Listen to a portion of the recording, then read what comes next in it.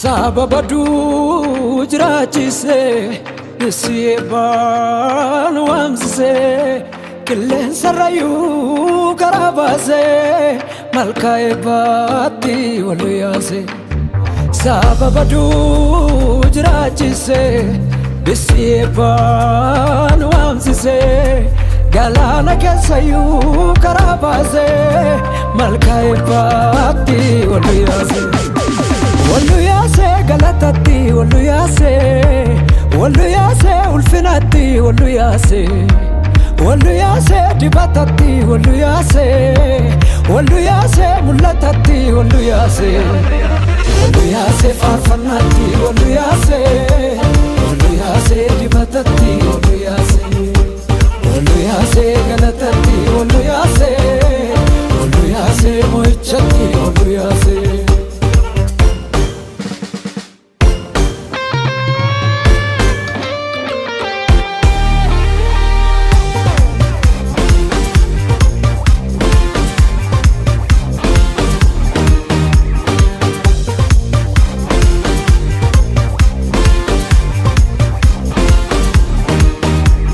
Abidda wangeela qabate ijoollee dhugaatu dhalate Abidda wangeela qabate ijoollee Yesuustu dhalate Abidda wangeela qabate ijoollee leencaatu dhalate Abidda wangeela qabate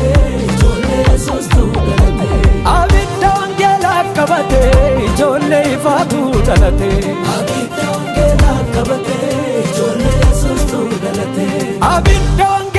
qabate ijoollee dhugaatu dhalate Abidda wangeela qabate ijoollee Yesuustu dhalate Dhowwaan kan hin dandeenye duutis kan hin dandeenye lollis kan hin dandeenye eeyyee kan hin dandeenye Dhowwaan kan hin dandeenye duutis kan hin dandeenye lollis kan hin dandeenye eeyyee kan hin dandeenye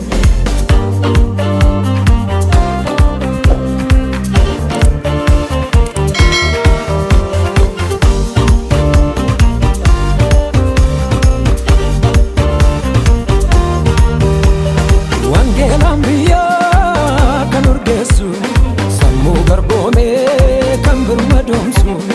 dhuga baatu dhuga kan ofiisaa kenne tokkicha qabu kan hin mararfanne dhaloota jira gama wangeelaa dhaloota jira kan hin baqanne neeroo dhaloota jira akka Onesimoosii dhaloota jira kan hin sodaanne roorroo dhaloota jira gama wangeelaa dhaloota jira kan hin baqanne neeroo dhaloota jira akka Onesimoosii dhaloota jira kan hin sodaanne roorroo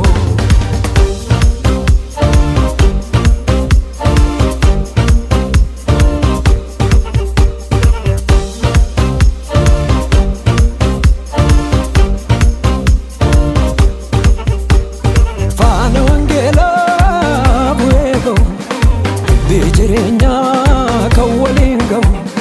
biyya lafaa baduu kan hin fakkaanne ibsaan sarratee kan hin argatinamne dhaloota jira kan ba'uu garaa dhaloota jira kan hin fakkaanne bara dhaloota jira wangeelaa fudhatee dhaloota jira kan dhugaa filate